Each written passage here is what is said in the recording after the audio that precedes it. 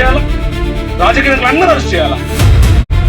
SC Christian అనే బోధ మనకు ఖచ్చితంగా అవసరం. కాబట్టి ఆ శత్రువుతో ఫైట్ చేసే ముందు మనలో ఉన్న శత్రువులతో మనం ఫైట్ చేయాలి. క్రైస్తవంలో కూడా ఎక్కడుంది సమానత్వం? ఓసీ రెడ్డి, ఓసీలో ఉన్న బ్రాహ్మణ, క్షత్రియ, వైశ్య, కమ్మ, రెడ్డి మన పిల్లలను మన పిల్లలకి పెళ్లి చేస్తున్నారా? మన పిల్లలు వాళ్ళు చేసుకుంటున్నారా? లేదు కదా. వివక్ష ఉన్నది. ఎస్సీ క్రిస్టియన్ అనే బోధ మనకు ఖచ్చితంగా అవసరం. ఉన్న ఈ సమాజం అయినా సరే అందరూ ఏకం కావాలా. ఏకమై మనం పెద్ద ఉద్యమం చేయాలా. ఎందుకంటే ఇది చిన్న ఉద్యమం కాదు, ఇది పెద్దగా చేయాలా. ఎందుకంటే 1956లో సిక్కు సోదరులకు ఇచ్చారు కదా, 90లో బుద్ధిస్టులకు ఇచ్చారు కదా, మాకు ఇవ్వండి.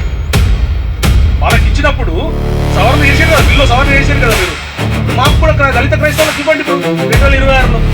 ఇది మన ఎజెండా. బయట శత్రువు మన మీకు వచ్చినప్పుడు అన్నదమ్ములు ఏకం కావాలి. కాబట్టి ఇప్పుడు మాల, మాదిగా ఇద్దరు అనాములే. అంబేద్కర్ తండ్రి, పిల్లలు గొడవలు వస్తాయి సహజంగా. కుటుంబంలో ఐదేళ్ళ చేతికి 5 ఏళ్ళ సరిగా లేవు. కుటుంబంలో అందరు సమానంగా ఉంటారా? ఉండరు. కాబట్టి ఖచ్చితంగా మనము కలుపుకొని పోయి, ఎందుకంటే మీకు అందరూ తెలుసు తెలంగాణ ఆంధ్రప్రదేశ్ రాష్ట్రంలో అత్యధిక క్రైస్తవులు ఎవరు అంటే మనకు తెలుసు. మాదిగల ఐక్యంగా ఉంటే ఖచ్చితంగా ఏమైనా జయిస్తారు. చిన్న నిజామాబాద్లో నా వేల్పూర్ మండల్ కుక్కూరు అనే గ్రామంలో మాస్టర్ సండే రోజు చర్చి జరుగుతున్నాక వచ్చి చర్చి మూసేమని చెప్పి అంత అక్కడ విలేజ్ కమిటీ నిర్ణయించింది, మీరు రావద్దు ఇక్కడికి అని. మీరు అర్థం చేసుకోండి. రోడ్డు మీద సువార్త చేస్తే కొడుతున్నారు, చర్చిలో వచ్చి తాళాలు చేస్తున్నారు, తెల్లారి ఇంటికి వచ్చి కొడతారు అనుకో, ఆటోమేటిక్ ఉద్యమం స్టార్ట్ అయిపోతుంది.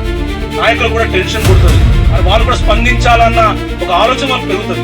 కాబట్టి మనం ఫస్ట్ ఆఫ్ ఆల్ ఏంటంటే ఈ రాజకీయ నాయకులు మనకు సపోర్ట్ కావాలంటే ఫస్ట్ మనం ఉద్యోగం చేయాలా. ఉద్యోగం చేసి ఇప్పుడు మన మందకృష్ణ మాదిగ గారు ఏమన్నా చెప్పాలన్నా, మీరు ఫైట్ చేయండి. ఎవరిలాగా? అంబేద్కర్ లాగా, మార్టిన్ లూథర్ కింగ్ లాగా, నెల్సన్ మండేలా లాగా మీరు ఫైట్ చేయండి, నేను మీకు సపోర్ట్ చేస్తా. ఆయన మీకు ఫైట్ చేస్తా అని చెప్పట్లేదు, మీరే ముందు బయటకు రావాలా, ఆయన సపోర్ట్ చేస్తాడు. కానీ ఇది మీ ఇష్యూ, మీరు రావాలా. కాబట్టి దళిత క్రైస్తవ సమాజము బయటికి రావాలా. ఎందుకు రావాలంటే ఈ ఓసీ పాస్టర్లు కానీ బీసీ పాస్టర్లు రావట్లేదు కాబట్టి నీ కొరకు నువ్వే ఫైట్ చేయాలా, వేరేవాడు వచ్చి నీ కోసం ఫైట్ చేయడు. కాబట్టి ఇప్పటికైనా మన సమాజాన్ని మనం మేల్కొల్పుతాం. మన సమాజం ఎందుకంటే ఇప్పుడు నీకు కావాలంటే ఇంకో 30 సంవత్సరాల తర్వాత